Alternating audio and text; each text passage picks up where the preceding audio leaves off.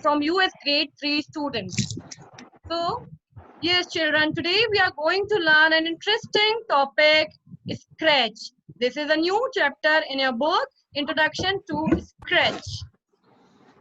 What we'll be learning in today's session? Programming language, Scratch, what is Scratch and how we start that Scratch and what are the main components of Scratch. These things we'll be learning in today's session. Okay, now before we begin with Scratch, I want to ask you a few questions. Now, just saying, if you're angry, if you're happy, and if you're sad, how you express these emotions to others? How you're going to express these emotions to others? If you can type in the chat box, you can use the chat box to give me the answer. How you're going to express that you are happy, that you are sad, or that you are Through feeling language. angry? Okay, and okay, nice answer, through Use the chat language. box. Use But the chat box only. Please use yes, the you can chat use box. the chat box. Everybody, I request you to use the chat boxes so that I can get variety of answers.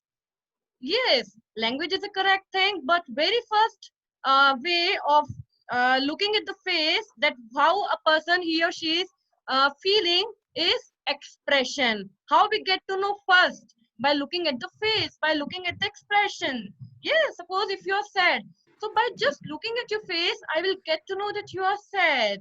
Yes, and then if I ask you why you are sad, why you are happy, then what do we need? We need to speak up. And for speaking it up, what do we need? Which medium do we need? We have answers in the chat boxes, I guess. Yes, we need a language.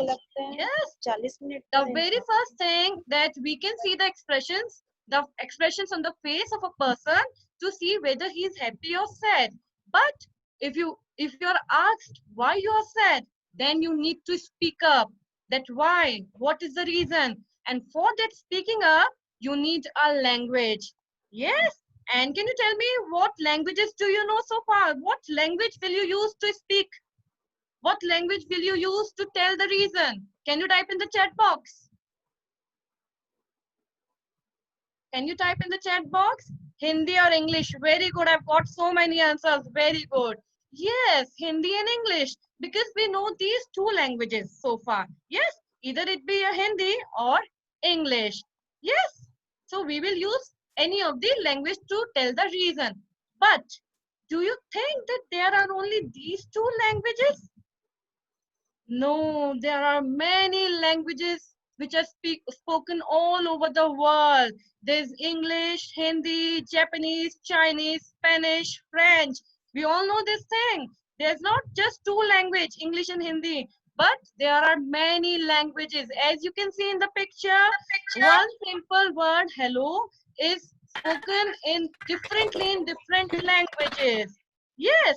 Now, most important thing, suppose there's a Japanese person in front of you and now you want to talk to that Japanese person. So either he should know Hindi or English or you should know Japanese. Getting me? So that he can understand what you want to say. If you're speaking in Japanese, then only he will be understanding. Now, if you're going to speak in Hindi and Japanese don't know Hindi, so he will not get the thing that you want to say. Yes, he will not get your views and opinion. So either he should know Hindi or English or you should know Japanese or English. That means we need a common language so that both of us can understand. Getting me? In the same way, children, a computer also needs a particular language. A computer also cannot understand our languages, our words. There's a proper way to talk with the computer also. Yes. To coronavirus So, systems may be closed. Please confirm with the cinema. yes. So we have the language that computer can understand is known as programming language. Getting my point? The programming language is a language that can be understood by the computer. Programming language is a language for computers. It cannot understand our languages. Getting me? So a programming language is a language which is common to both of us, computer and us. So again, the definition of programming language.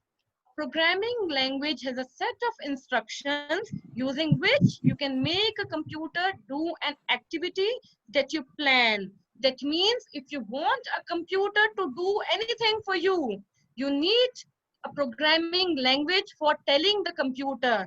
Getting me? If you want a computer to do any task for you, yes, you need a programming language so that a computer can understand what you want the computer to do for you. Yes. So we use the programming language for that purpose. Now we know what is programming language now. Means that the language that computer understands. Now there are so many programming languages as you can see in the screen. Yes, you can see on the screen there are so many programming languages. Scratch is there, C hash is there, Java is there, C++ is there, CSS is there. Yes, so there are many programming languages which are designed for computer. But which language we are going to learn? Now see the second picture. There's a person sitting in front of the computer and he's doing some kind of thing in the computer. He's doing programming. Yes. So the questions remain the same. Which programming language we are going to learn? Scratch.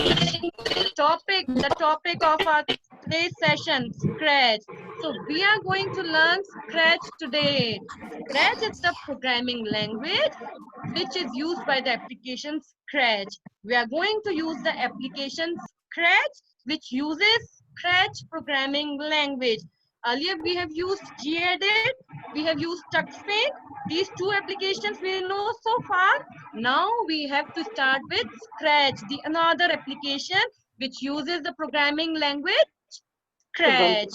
Now see beta, see, can you see a orange color cat over here and the Scratch is written in some different type of style. Yes, so wherever you see this kind of symbol of Scratch or this kind of cat, you will quickly get an idea that it is related to Scratch. Yes, so wherever you find these kind of things like cat and this Scratch written in this way, that means that particular thing is related to Scratch. Now, why we are learning only Scratch? Yes, there must be some qualities, there must be some features of Scratch. That's why we are learning Scratch. So number one, it is so easy. As you can see, easiest computer language. I'll tell you later on why we are calling it easiest computer language. Secondly, it is used to create games, animated stories with great ease. That means you can create games and animated stories easily because it's easy computer language. Now just see the picture, beta. There are some cartoons and they are talking. One of the cartoon is saying, "What is a virus?" You must have seen these kind of images in comic book. We all go to the library of our school. There we get many comics, and in those comics, the characters, the cartoons talk in these kind of speech bubbles. Whatever conversation they have, they do with the help of these speech bubbles, where the text is written, whatever they are speaking is written in a bubble. Yes. So these kind of stories we are going to create in Scratch. Yes. Now just look at this video.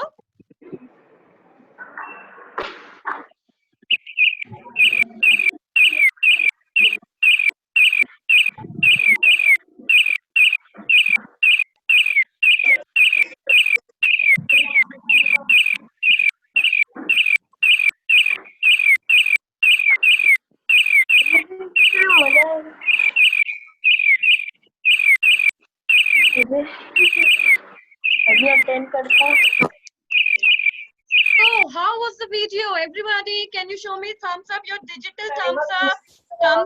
Thumbs ups are given to you. Can you show me your digital thumbs up? How was the video? Was it interesting? Very good. I got so many thumbs up. Very good. Yes. So now what was happening in this video? Two parrots are there in some kind of park or maybe it's a forest, and both of parrots were talking with each other. And when one parrot, as you can see, was moving his wings up and down, it was changing its color also. As you As you could see in the video, it was changing its color as it was moving its wing up and down. Yes, so these kind of stories we are going to create in Scratch. We have done gedit where we were typing only the text. We were writing about ourselves, our school, picnic, family. These things we were doing in gedit, and in TuxPaint we were creating beautiful drawings and pictures, but the pictures were not moving. In TuxPaint, when we create pictures, the picture don't move. They remain idle.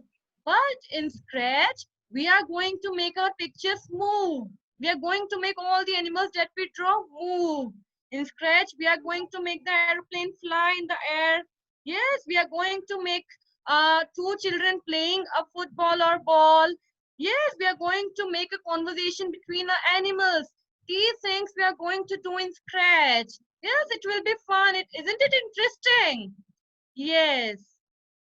Now, one more term we have here is program. Before I explain you program, just have a look at the video that I'm going to show.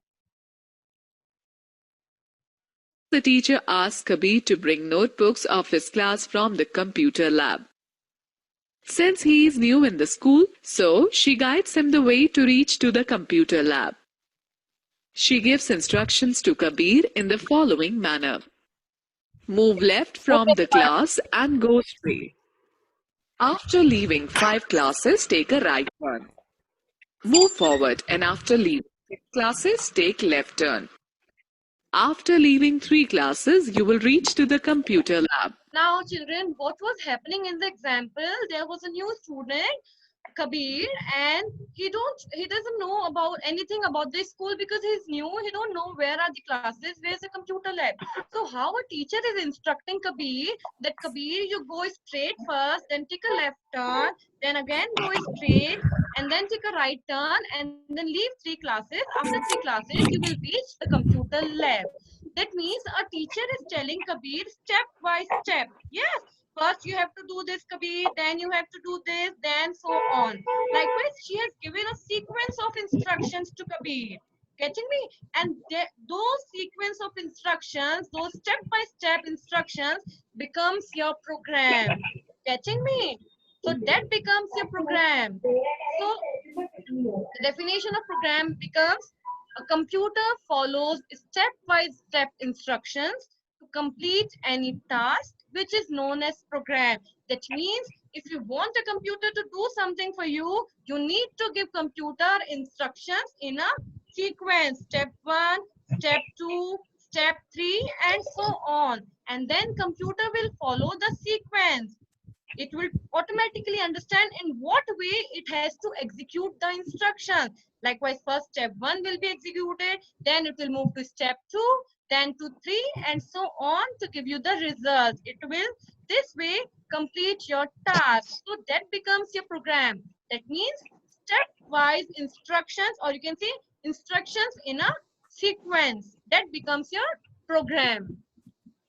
Now we all know what is programming language, which programming language we are going to start, that is Scratch, and what is a program. Now how we are going to start Scratch? We are talking about Scratch.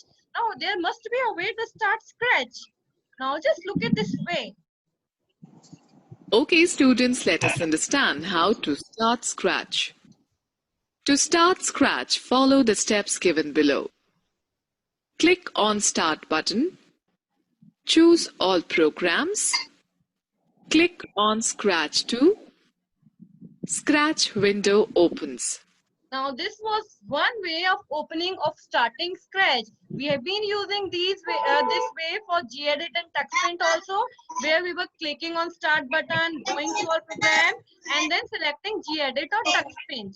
In the same way, we are going to start Scratch also, like going to Start, going to all programs, and then opening Scratch.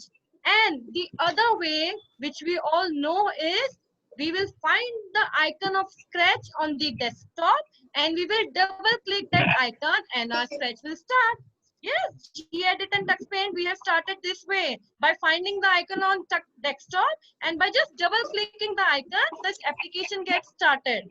This way also we can start Scratch. So there are 2 ways of starting Scratch. First, by going through Start button, and second, by using desktop icon. Now, once you have started Scratch, once you have opened Scratch, this Excuse is me, the ma'am. first. Yes. Uh, oh, yes. Priyanka will not take any questions like this during the lesson. Yes, sir. She's not a child of class 3, beta. She's a senior person. She can ask us any questions at the end. Please go Yes, ahead. sir. And I would once again use this opportunity of a minute to So request. voice is not audible. My voice is not audible. Ma'am, Yes, sir. maybe Voice there is is a not problem audible. with Voice the of network. madam is not audible, or my voice is not audible. Whose voice? Is not my voice audible, or your voice, or madam's voice? Can you not hear Priyanka? Sir, I can hear you properly. You can hear me properly, Excuse Priyanka. me, I can hear sir. you Excuse properly. me, ma'am. Your voice is not audible. Beta, you need Maybe, to ma'am, check there your own connections. It's a problem with your own connectivity, because she is heard by the other almost 200 people. There are only 2 or 3 people who are experiencing this difficulty. Please refresh your connection and come back. Leave and then come back. That is the only way you have to do. But don't stop her. At All the right, sir. you can talk to me. Okay, Go ahead, children. Priyanka, go ahead. I'm sorry, Priyanka, beta. I apologize. That's all I right. That's all apologize. right, The demo sir. lesson can never be stopped by anybody, Yes. whosoever he is. Okay, so thank you so much, sir. So this is the first screen when you start Scratch. This is the very first screen that you are going to found. Yes. So now just see there are so many things on this screen. There are so many things on the screen. Let us find about these things, what they really mean. Now see the topmost area, the topmost bar. As you can see, it's written Scratch to offline editor. And what is it? The name of our application. This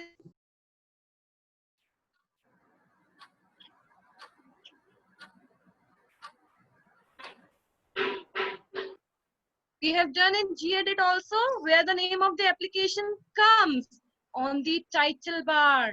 Yes. So this area which is showing you the name of the application is your, let me just use annotation. This area which is showing the name of the application is your title bar, because it is showing the name of the application, the name of the file. This is your title bar. Yes. And now see, next to it, below it, we can see file is written, edit is there, tips is there, and about is there. These are different menus. And these are called menus because they have many options inside it. As you can see, arrow is there with file and edit. That means they have many more options. And beta, now this is known as your menu bar. This is your menu bar. Yes, this just below the title bar, we have menu bar. Now, the most important part of a Scratch window is this cat. Can you see this cat? Yes, there are so many animals like this in Scratch. This is just a one cat. But in Scratch, we have many more animals, many more things, many alphabets and letters like this, many graphical characters. And in Scratch, you know, what do we call these graphical characters? We call them sprite. We are not going to call them graphical characters or cartoon, but we are going to call them sprite. All the graphical characters that we are going to use in the Scratch are called sprite. Now just see where this sprite is standing. Can you see where the sprite is standing on the blank area, white area? Yes. Do you know what do we call this white area? This white area is your stage. You might have participated in annual functions where you were performing dance and plays, and where you were performing. If you participate in any annual function, where do you perform? On the stage? Similarly, where are these sprites, these cartoon characters going to perform in Scratch? On the stage. So this blank area is your stage. Yes. And now see this here. The same catch is here. Just see the down pane. Sprite 1 is written with an I symbol. Yes, the same sprite is here. Now this is because there's just one sprite here in the window now. But if one other cat was there or any other animal was there with this cat, it would have also appeared in this area. Yes, it would have also appeared in this area. And that means if there are so many sprites on the stage, on the scratch, they will all appear in this area. And this area is called sprite list. Suppose there are so many students in your class and you're writing down the names on a paper. So that will become a list of all the students and you will call it a student list. In the same way, whatever sprites you're using in your Scratch program, those all sprites are going to appear in this particular list, which is called your sprite list. Okay, this will become your list of the sprites. Now coming to this area, just see, there is motion written, looks written, sound, pan, data, events, and so on. Yes, now these are your blocks menu. When you go to a restaurant, the waiter gives you a menu card with so many menus, desserts, salads, starters, breads, vegetables. Yes, and each of the menu has a different dish in it. If you go for dessert, it will have vanilla ice cream, it will have butterscotch ice cream, and many more dessert dishes. Yes, so it will have so many dishes in just one menu. Similarly, in Scratch, we have these many different menus, motion, looks, sound. These all are different menus. And when you click on any particular menu, the related commands will come here downside. Will come here downside here. Yes, so this will become this area will become your blocks menu because it contains various menus. This area is your blocks menu. Yes, and when you click on this particular any block, the related set of commands will come downside. Likewise, now motion is selected and you can see the related blocks are coming here, which are related to motion. Move 10 steps, turn this and so on. So this has become your block palette. Yes, this has become your block palette because it is showing variety of commands related to particular block menu. This has become your blocks palette. Yes. So we have done blocks menu. This is your blocks palette. Now see this blank area. Right now I've written which is coming in this area, but this is a blank area. And you know why this is a blank area? Because we are going to create a program here. We know that Scratch uses Scratch programming language. So we must be writing a program here. So this area is the area where you are going to write a program. Yes, and this area is called script area. Yes, now I'm calling that we are writing a program here, but I'm calling it a script area. Why?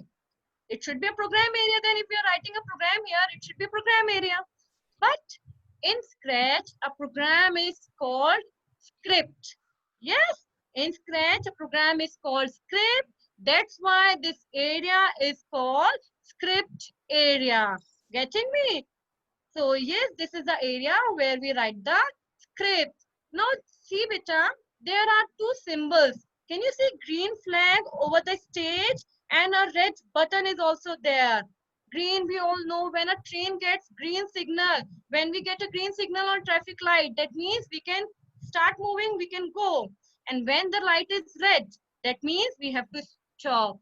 In the same way, here green flag, when you click on green flag, that means the program will now run. Your sprite can perform actions now. But when you click on this red symbol, that means your program will put to an end. Your program will not run now. It will be stopped. Getting me? This is green flag and red stop button.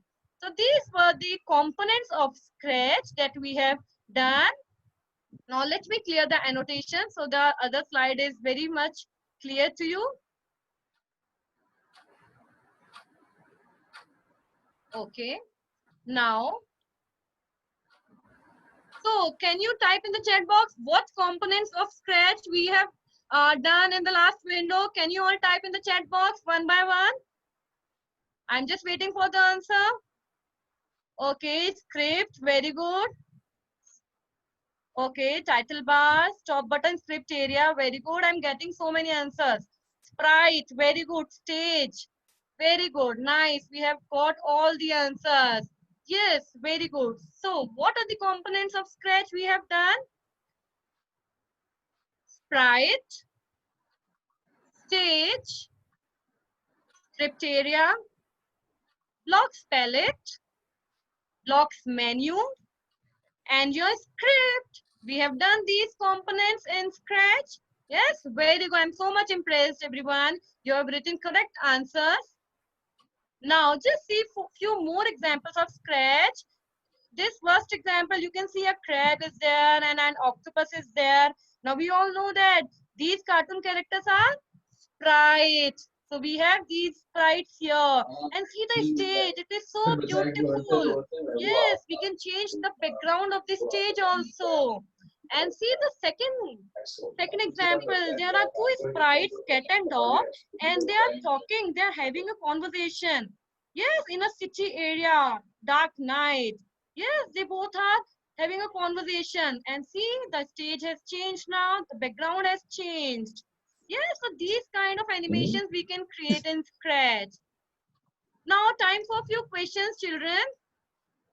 A script is written in. Can you type in the chat box where we write a script? A script is written script area. Very good. We got the answer. Script area. Very nice. Second question. In Scratch, the sprite moves on the. What is the answer? The sprite moves on the stage. Very good. Very good. And the last question. A computer follows stepwise instructions to complete any task, which is known as stepwise instructions program. Very good. Very good, everybody. We have got all the answers. Very nice. Conclude it with your one last sentence. Thank them all. Priyanka. Now, let's have a recap. What we have done in today's session, let's have a recap, quick recap of that. Okay, students, let us take a recap of this chapter. A computer understands only a few special languages of its own. These are known as programming languages. Scratch is one of the easiest computer languages. Sprite is a small graphic character that performs actions in a Scratch project. Script is a collection of stepwise instructions that are given to Sprite to do a specific task. Script area is the place where you can create a script to do a particular task. All the instructions related to the movement of Sprite are given under the motion block menu. So this was a quick recap, and now sharing the pages that you have to read as your homework. Page number 70, page number 71, and page number 72, but half of this page you are going to read. Okay, this is your homework. And you have to try question number A and question number B, which is given on page number 76. Okay, children? Thank you so much, everyone. This was all from my side. Thank you so much.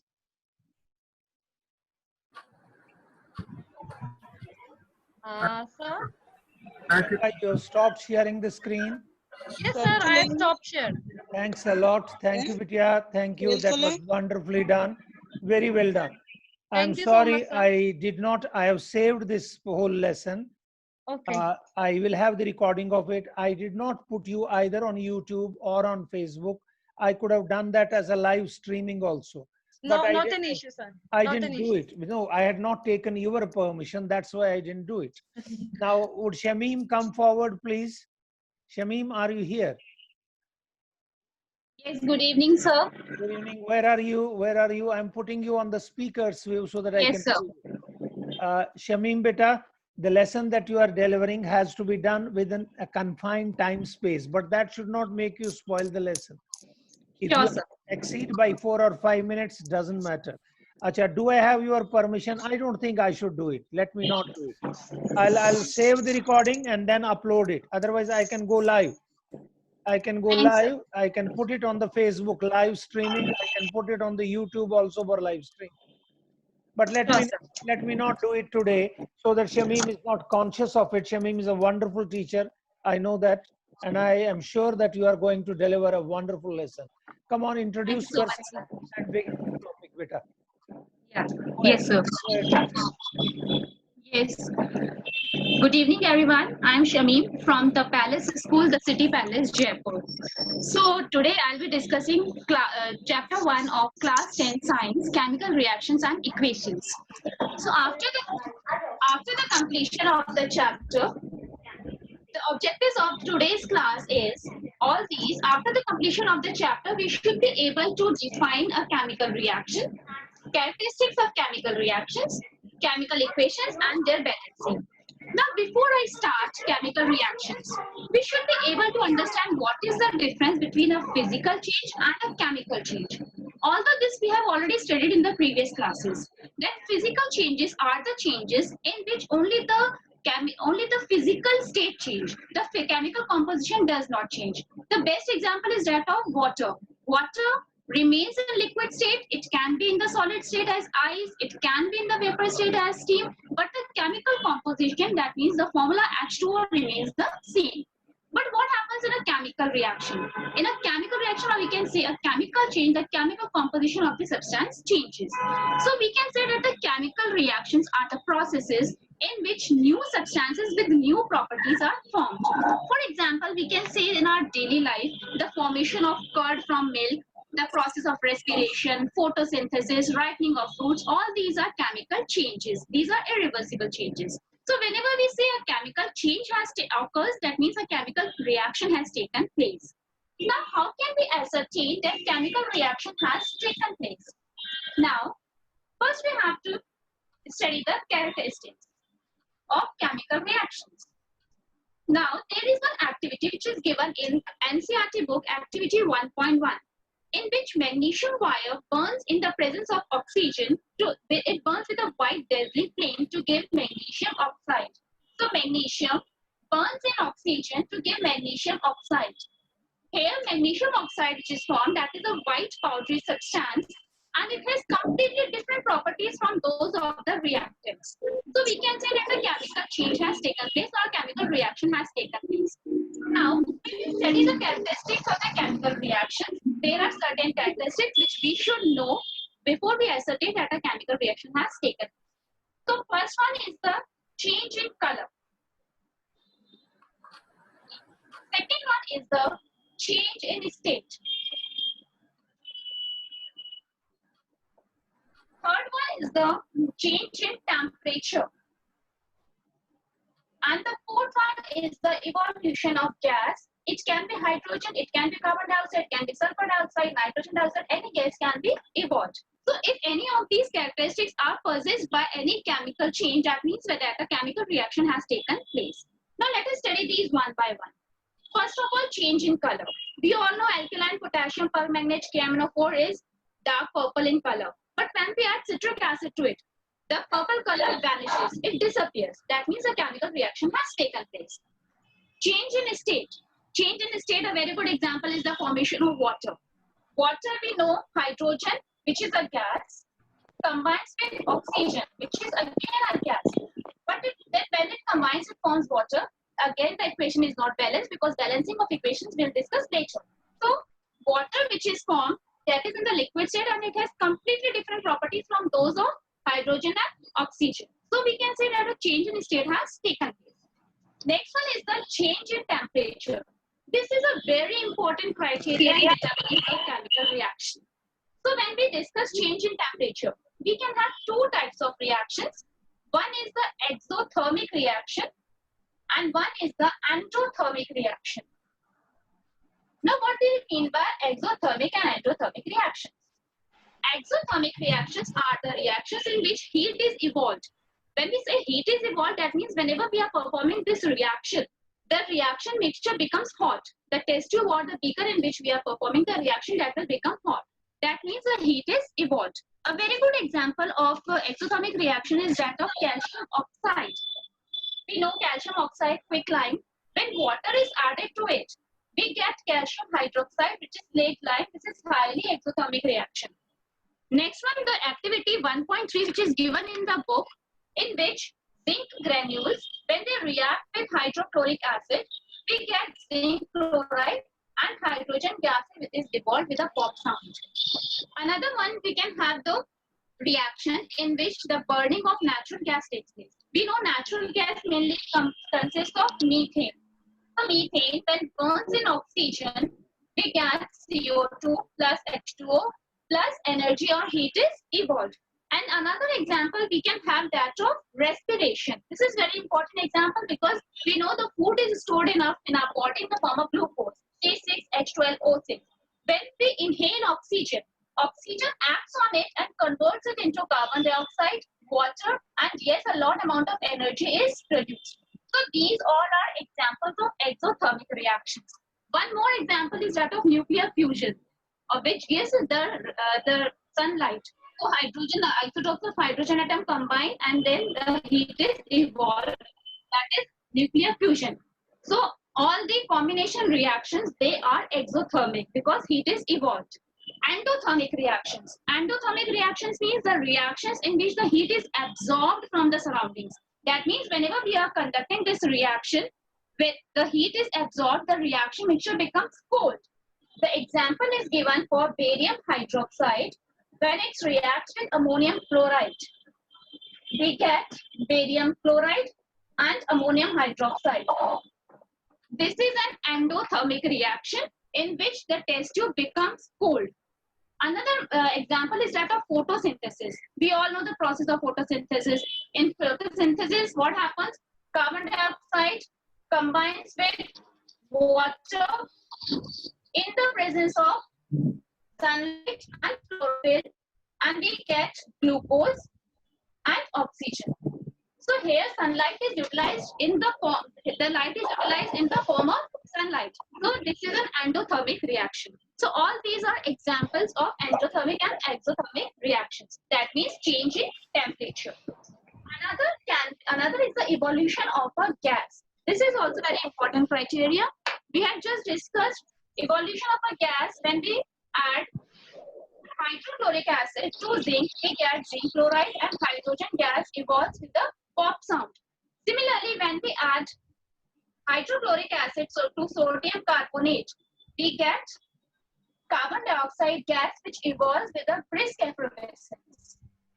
So these are examples of evolution of gas. Now, when we say that a particular reaction, it's not necessary that a reaction can exhibit only one characteristic. A particular reaction can exhibit more than one characteristics also. For example, this reaction which we have just seen, here the evolution of hydrogen gas is taking place, plus at the same time, it is highly exothermic reaction. Another reaction we can have is that of decomposition reaction of ferrous sulfate crystals. So when we heat them, we get ferric oxide plus SO2 gas and plus SO3 gas, sulfur dioxide. So these are green in color.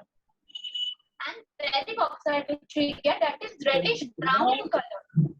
So here we can say that this particular reaction is having two characteristics, change in color also and change and evolution of a gas also. So a particular reaction can exhibit more than one characteristic as well. Next we come to, so this is all about the characteristics of chemical reaction. Next we come to chemical equations. Chemical equations. Now why do we need chemical equations? Chemical equations are the symbolic representation of elements and substances involved in a chemical reaction. So every time, suppose I have the first reaction which we have discussed, magnesium wire burns in oxygen. So if I have to write down magnesium plus oxygen gives magnesium oxide, it will be very difficult to write down this whole the word equation again and again every time. So instead of writing the word equation, we write down the symbols and chemical formula of the substances involved. So we can write down magnesium plus oxygen is magnesium oxide. Again, this is not balanced. Balance we will see later. So when we write down the chemical equation, the substances which are written on the left hand side of the arrow, they are known as reactants, and the substances which are written on the right hand side of the arrow, they are known as products. Now, next topic is the balancing of chemical equations. Now, before we go for balancing, let us see a small video.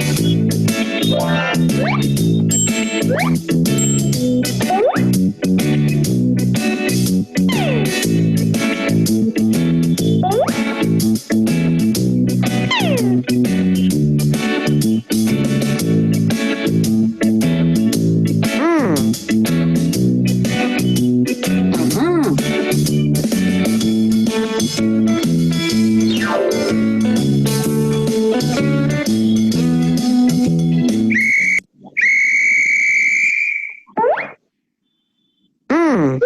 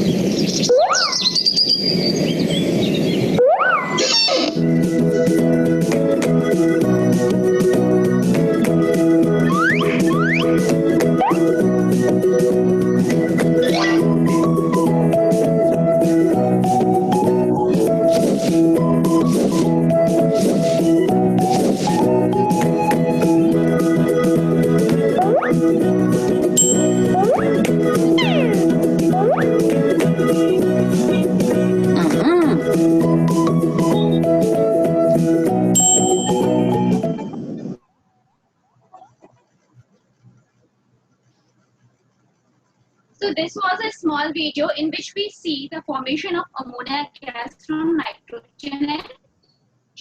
So we have seen in this that when we balance the chemical equations, we have to keep in mind the law of conservation of mass. The law of conservation of mass, which was given by Lavoisier, according to this, mass can neither be created nor destroyed. That means whatever is the mass of the reactant should be always equal to the mass of the products. Or we can say that the number of atoms of a particular species should be same on both the sides. So let us start with this simple equation. So when we have to balance, let's just take it as LHS left hand side for the reactants and RHS right hand side for the products. Whenever we have to balance the equations, we always should start with metal or non-metal first. So let us start with magnesium. So we cannot change the subscript of these, any of the species, because then the molecular formula will get changed, which we cannot do. So what can we do? We can only write down the number here in the front, which is known as stoichiometric coefficient. So we can only write down the number here. Fine. So here we can see magnesium, only one atom is there on the left hand side. On the right hand side, we have also one. So magnesium seems to be balanced here. Next, we go to oxygen. Oxygen, we have two atoms here on the right hand side, but here on the left hand side, but on the right hand side, we have only one. Now we cannot decrease the number of atoms, but we can increase it. So what if I write down 2 here? So if I write 2 here, the oxygen is balanced. But again, then we have to check whether other species are balanced or not. So when we see for magnesium, now here magnesium is 2, but here we have only 1. So we need to change here also. Now we can see finally magnesium 2 on both the sides, oxygen also 2 on both the sides. So this equation is balanced now. Now let us see a few more examples. So suppose we take for burning of, the very simple example, the burning of methane, the burning of natural gas. So CH4. Yes, one more thing I would like to involve here, that whenever we write on a chemical equation, it sometimes above or below the arrow we write down the temperature and pressure conditions also, or we can write down the name of the catalyst also if it is involved. Suppose we have benzene 4th chapter, carbon in its compounds, ethanol, when it undergoes dehydration in the presence of concentrated H2SO4. So we write down it above or below the arrow, and the temperature conditions, which is 443 Kelvin, it gives ethene and 1 molecule of water is evolved. So here, this concentrated H2SO4 is acting as a dehydrating agent, and the temperature condition we can write down above and below the arrow. So to make the equations more informative, we can write down this. And here in the species, in the brackets we write down for solids, liquids and gases also. So methane, which is for gas, we write down G. For solid, we write down S. And for liquid, we write down L. So methane gas, when it combines with oxygen present in the air, it gives CO2 plus H2O. And yes, this is an exothermic reaction, means lot amount of heat is produced. So let us see for balancing. So when we start with carbon first, here we have only one carbon atom, here also we have one carbon atom, so this is balanced. Next, let us balance hydrogen. So hydrogen, when we see here, we have 4 hydrogen atoms, but here we have only 2 hydrogen atoms. We cannot make it 4 because the molecular formula will get changed now. So what can we do? We can write down 2 here so that hydrogen is also balanced. So hydrogen is also 4 on both the sides. Now let's see for oxygen. Oxygen, we have only 2 atoms here. Here we have now 2 from here and 2 from here. So we have 4 in all now. So what can we do? We can change the number here. So if I write down 2, oxygen is also balanced.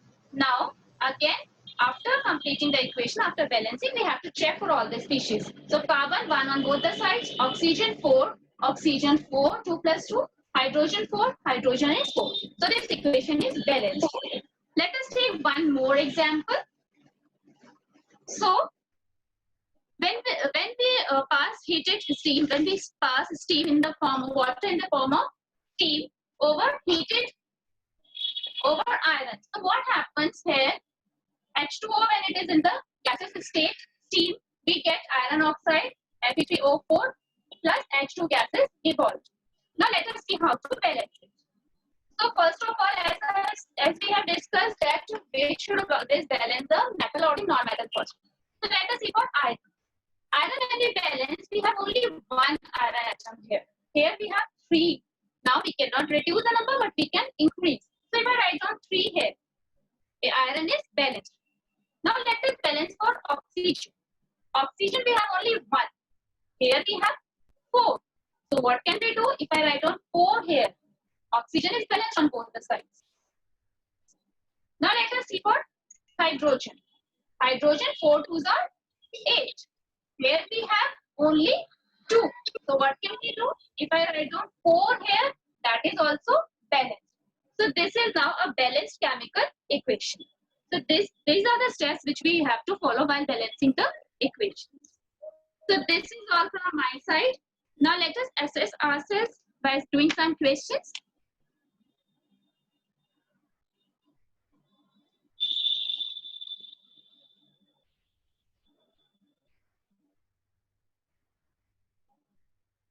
Yes, so I would like to have the answers from everyone.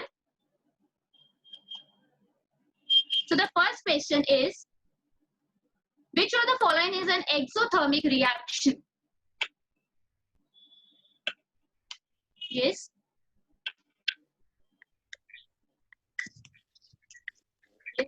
The answer is yes.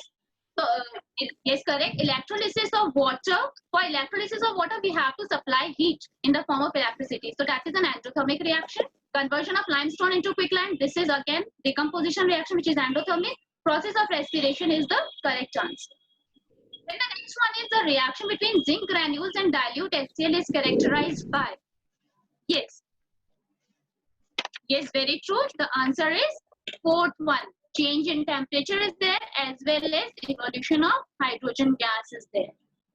Next one is in the chemical equation. Iron, when reacts with chlorine, gives ferric chloride. What coefficients would balance the equation?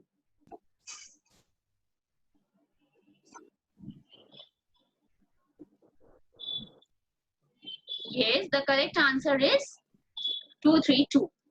Which 4 quantities A, B, C and D are required to balance the following chemical equation? We can see the coefficients are there, the stoichiometric coefficients have been given, and we have to find out which will be the correct coefficients here. Yes, so this is the correct answer.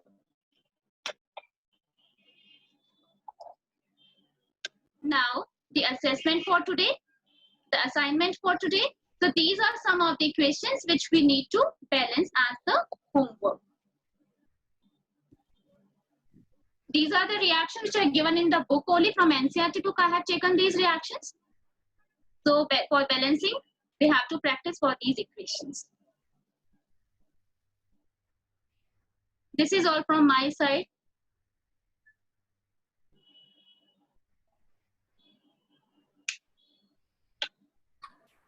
Thank you, sir. Thank you, everyone. Me as yet. Now I will be available to you. Thank you, my dear. God bless you. That Thank was you so lovely. much, sir. That was lovely.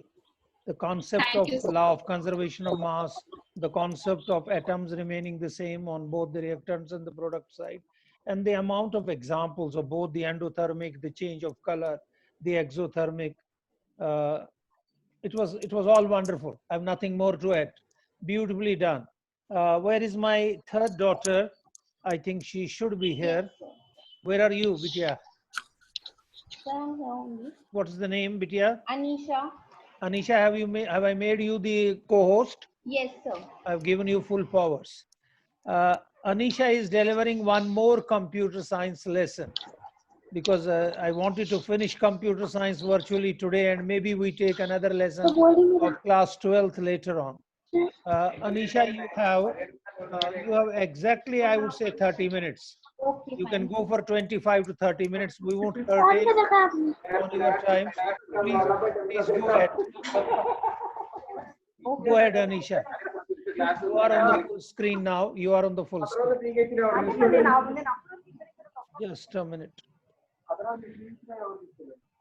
Somebody has. Anisha, there is no noise on the background.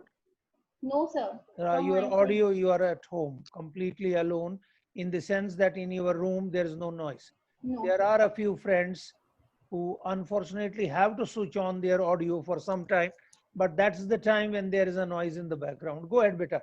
It's a very important lesson, and I would love that everybody watches it intently.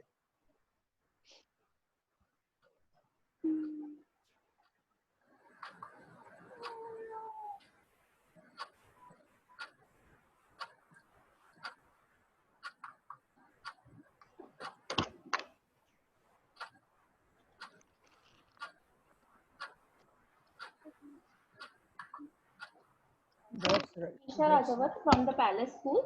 So today we'll discuss about the computer networks and the topic computer networks for class 8.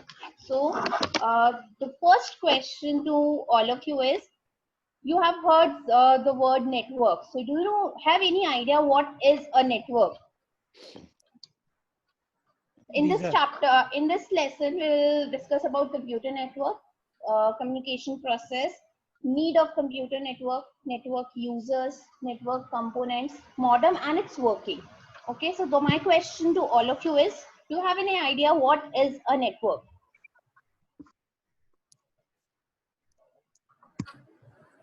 Okay, when a device connected to other. Okay, any other answer? Web of connections. Yes, it can be a web of connection. So when we talk about a simple term about a network, it can be a group of person or a group of things connected together for the purpose of communication. Yes, yes, yes, Amit Tiwari sir, a system of roads, railway lines. So see, all of you have already seen different types of networks around you. There can be a network of people. There can be a network of buildings. There can be a network of neurons. There can be a network of roads. There can be a network of cities.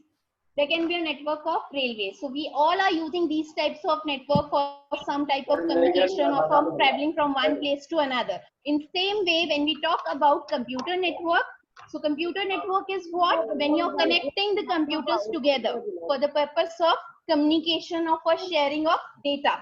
Let's take an example here. Let's say we have one computer installed here, then we have second computer, third computer, and fourth computer. Right now, these computers are not connected together. So when we have to connect this computer together, either we need a cable, that is a Ethernet cable, or you can use a wireless technology. Okay, Wi-Fi. You can also use a Wi-Fi for wireless technology for connecting your system. So this is all. When your computers are connected together, this forms a network. Okay, because the purpose is for sharing of the information or to have a effective communication. Now see, when the two computers are connected together, see here we have a computer 1, computer 2. So when the two computers are connected together, there can be a exchange of information. Here the exchange of information can be in the form of text, audios, videos, music. Okay, it can be in the form of any form, any format. So exchange of information will take place from computer 1 to computer 2.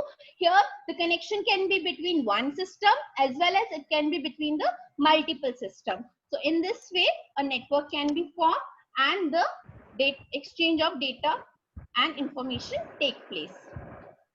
See, this is how the communication happens. One computer transfers the instruction information from another computer. Okay, so all the communication take place between one computer, or it can be between the multiple computer, and the communication can be a wired or it can be a wireless. Wired will take place through the cables, or wireless is taking place through the other wireless technologies. Okay, now when we talk about a simple network, a simple home network, see, already all of you all have different devices installed at your home. Let's say at your home we have a computer, then we have a tablet, then we have a mobile phone, then a CCTV camera and a television. Okay, right now these devices are placed somewhere at other different places at your home. They are not connected together. If you want these devices to be connected together, we need a device as a connector between these devices, which will be called as a router. Okay, it will help you in connecting these devices together. So the computer will be connected using the cable, tab will be connected using a Wi-Fi connection, then again mobile phone using a Wi-Fi connection, CCTV with a cable, and television with a cable. Okay, now when we are connecting these devices together, these devices are connected and form a network. Okay, now let's take an example here. Let's say one day you were watching a video on your tab. Okay, some of your friends came to your home. Okay, they also wishes to see the same video that you were watching on your tab.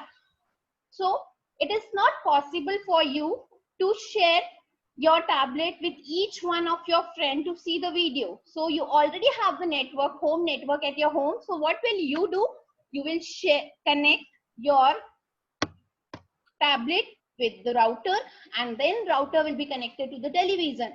So what will happen? Router will broadcast the video which was there in your tablet to the television. So all of your friends can easily sit together and see the video. In this way, the connection can be happen. So now my question is this: we were talking about connecting the device which were placed in at a home. But when, let's say, your dance video is uploaded at any social networking site, when you are uploading any video on the social networking site, then your home network is not going to work. You need some another network outside your home network.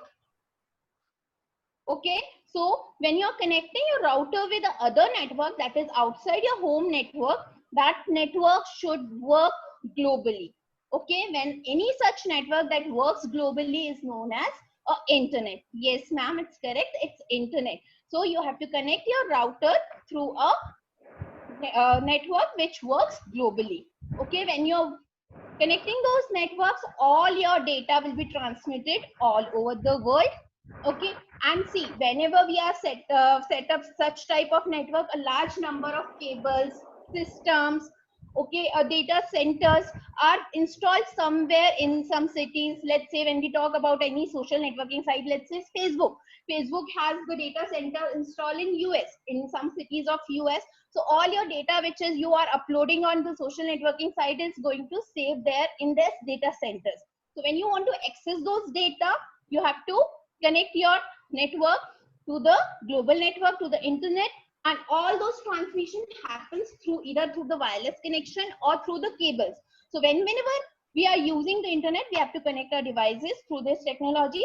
Maybe some of you are not aware that 90% of the transmission happens through the cables, and these cables are installed deep inside the ocean, and the transmission happens across the country. See, let's have a look to the glimpse of this video. See how the cables are installed across the country to have the effective communication and to enhance the capacity of to boost the capacity of the internet.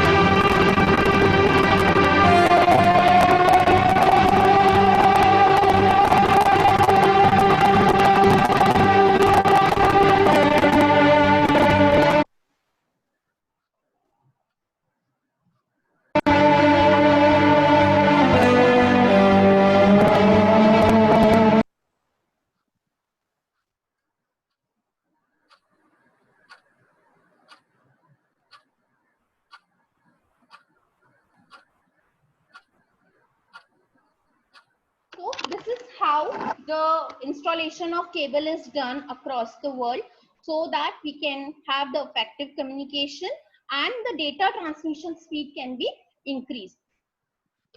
So next, how the communication process happens on the network. Okay, right now when I was talking about the example when you are broadcasting your video over the television, so device that you are using was your tablet and the receiving device was your television. So the device which was sending the information, the video to the router and was broadcasting on the television, that device is known as a sender device, or the user who is initiating has started the communication, has initiated the sending message will be termed as a sender, and the one who is receiving the messages will be a receiver. In the same way, right now I'm delivering a demo to you, a lecture to you. So I am a sender because I'm delivering you a lecture, and you all who all are connected to the session are known as a receiver. And there are some communication medium we are using. Okay, that communication medium can be either through a wireless connection, maybe you have the laptop, you have connected to the Wi-Fi, or you are using some Ethernet cable to connect to the internet. So any communication medium that you are using is, these are the few components that you use in a communication process. So we have sender, then we have communication channel, or you can call it as a transmission media, and the receiver. Receiver is the device or a user who is receiving your information. In the same way, now why do we need a network? What is the need of a network? See, whenever we are set up a network, there can be a purpose. So the first purpose is for the information and data sharing. Then we have hardware sharing. Okay, so you have seen, so some of we all are working as educators. Okay, so in the computer labs we are working together. We have some printers, only one or two printers connected to multiple systems.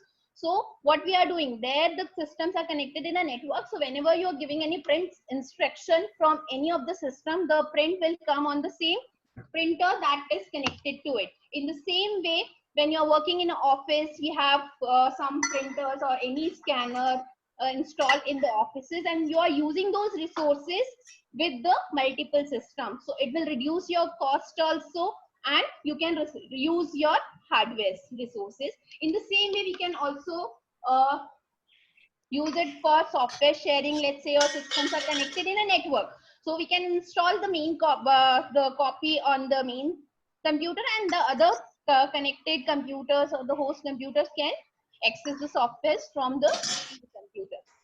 Then during the COVID-19, during this COVID-19, we were all logged in our homes. So all our transactions were happening on the internet. We all were doing the transaction digitally. So we can also use a network for transferring of funds. Okay, so there are other uses also that you can, for which you can use the network. So network user, see, we all are connected on the network right now for attending this session. So we all are termed as a network user. In the same way, you can see in the picture, all the persons which are sitting together are working together in a network are known as network users. Then, can you tell me the hardware that we have used on the network? Anyone of you? You can type, use a chat option to type the name of the devices that we have used in a network to set up a network. Any devices that we have used? Yes, router. Okay, we can use hub, switch. Okay, and the main thing, the main system, we can also use the computer. Yes, laptop, computer. We can use the laptop and computers. Then we can use a connector. Here connector can be replaced with the router, hub, switch. Okay, and whenever we are connecting a system with a connector, we have, if you are using the laptop, we already have these network interface cards installed in it. These green colored devices are network interface cards. These are installed inside your CPU, and through which you connect your connector. Then we have the cables, and we have the resources. Resources can be your hardware resource, or it can be your software resource. Okay, next is modem. Okay, so all of us are using internet nowadays. Okay, so you have sometimes you have the modem installed at your home when you subscribe for the internet connection. So this is the device they install when they do the setup. So this is how the technical person do the setup at your home. Okay, the wiring line is connected to the telephone, and then telephone is connected to your computer. So when we talk about these devices here, computer is a digital device, and when we talk about a telephone, telephone only uh, uh, receives signals that are analog, which will be transmitted over the wiring line. It will only take those signals will be transmitted over the wiring line. So there will be a mismatch between these devices. So what we will do, how the data will be transmitted over the network when we are connected to the internet, in between the computer and the telephone on both the ends. In between the computer and the telephone, we use a device named as modem in this way. See, when we install a modem in between the computer and the telephone, so computer will give the digital signals to the modem. Modem will convert those signals into analog and then will be transferred to the telephone. And later, once the conversion is done, this is how the transmission is done over the wiring line.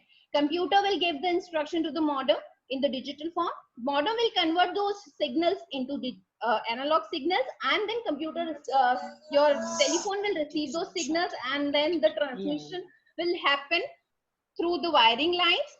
Then once the transmission is done over the line, then on the other end, the same analog signal will be received by the telephone, and then the modem will convert those signals into a digital signals, and computer will receive those signals, and then it will be delivered to the receiver. So the process through which you are converting the digital signals into analog signals is known as modulation, and then when we are converting the analog signals into digital signals is known as demodulation. This is how the modem works. So modem takes the signals from the computer, converts it, and then transmit it over the wiring line. So this process is known as modulation and demodulation.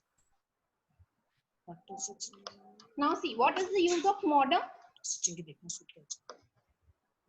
It is used to modulate and demodulate the signal. The other name, this is the abbreviation that we are using as a modem. The full name of the modem is modulator and demodulator. The process through which the digital signals are converted into analog is known as modulation, and the process through which analog signals are converted into digital is known as demodulation.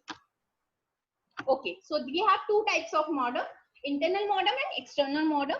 External modem is always placed outside the computer, and internal modem is installed on the motherboard, and it is attached to the motherboard, and then it is connected internally in the CPU.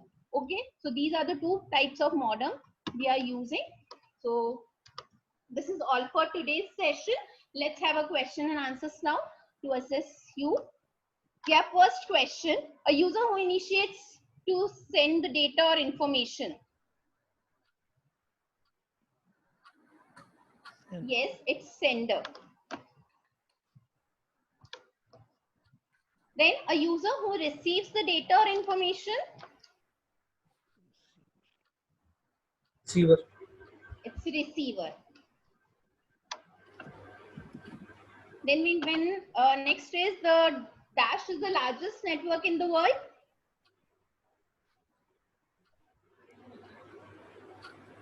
Yes, it's internet. Yes, it's internet. Then the process of converting digital signals into analog. The process of converting digital signals into analog. Yes, it's modulation. It's not modem. Modem is a device we are using, but the process of converting digital into analog is known as modulation. Okay, this is all for today. Now, the assignment for you is read page number 5, 6, 7, 8 of chapter 1. And these are the questions that you have to do in the notebook. The two students, Ria and Kirti, are working on the separate computers in your school computer lab. Ria wants to see the file created by Kirti on her computer. Can Ria access the computer of Kirti? If yes, explain how she can do the same and differentiate between transmission and communication. Is that the end of it, Bitya? Thank you. This is all for today. Thank you, Beta. Thank you. I'll stop recording.